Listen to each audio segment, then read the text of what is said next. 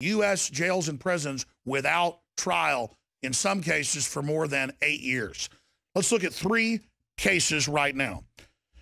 I've interviewed the lawyers for Dr. Charles T. Sell, a successful dentist in St. Louis. The New York Times reported on it back in 2002. I first talked to his lawyers years before that.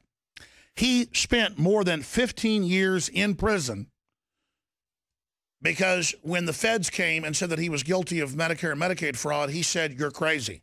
They said, "No, you're crazy," because he wouldn't cop a plea. The feds have a 98% conviction rate. And he was locked up, again, for more than 15 years total until he, quote, agreed to take drugs to treat his psychiatric condition. Once he did that, it destroyed his brain to where he couldn't even testify. And then they kept him in prison. Here's the New York Times. Jailed man fights efforts to medicate him for trial. There you go. Let's continue. Here's another article. This is out of NBC News. Man left in solitary confinement for 2 years gets $15.5 million settlement. You notice these people are every race, color, and creed. He had to pull his own tooth. He was in solitary confinement and basically went insane and is still basically mentally ill to this day. He was pulled over in Donna Ana County and taken to jail. He was never given a trial and put in solitary confinement for 2 years. This is all admitted. We're just giving you a few case point examples. Here's one that just came out in the last year. Khalif Broder, who died this year. He just committed suicide in 2015. They'd written about his story in 2014. New Yorker magazine and others have broken it down. He had no criminal record. They accused him of stealing a backpack. They had no proof. He wouldn't plead guilty, so they kept him for 3 years inside Rikers Island, one of the roughest prisons in the world.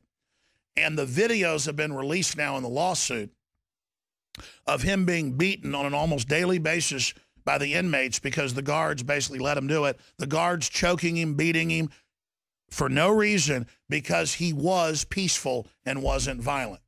And he was so mentally shattered after 3 years, no charges, no trial, no nothing, he committed suicide just last week. Those are 3 cases to humanize this. This is going on all across America where extrajudicially this type of stuff is happening. Take what's happening with the family courts.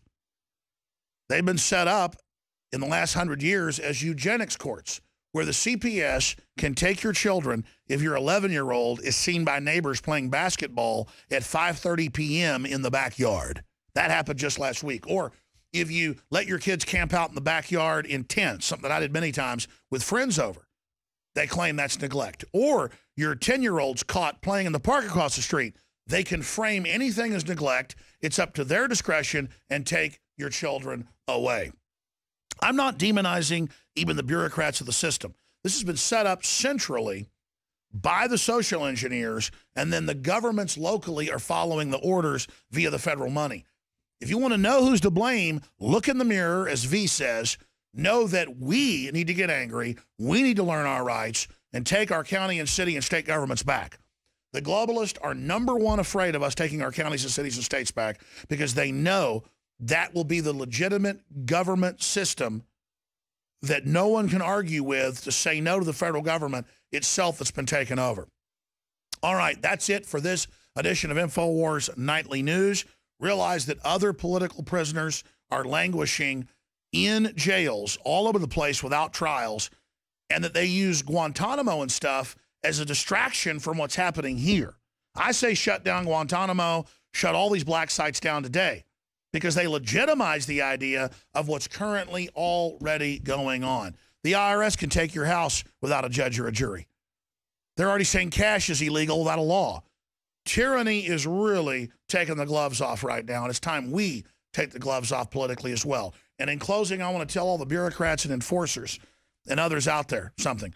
We're going to lose everything if this tyranny keeps growing. The bottom's falling out right now. Everybody can feel the danger, not just intellectually see it. Let's stand up and reform our society. Let's do the right thing and admit that giving government and corporations unlimited power was a bad idea. It's a bad idea now. It's a bad idea in the past. It'll always be a bad idea. All right, that's it. You've seen the facts. Check them out for yourself. I'll be back on the radio tomorrow, 11 a.m. Central, with the worldwide syndicated broadcast and the nightly news. I'll be back here in 23 hours tomorrow night on Wednesday. Never forget, if you're watching this transmission, you are the resistance.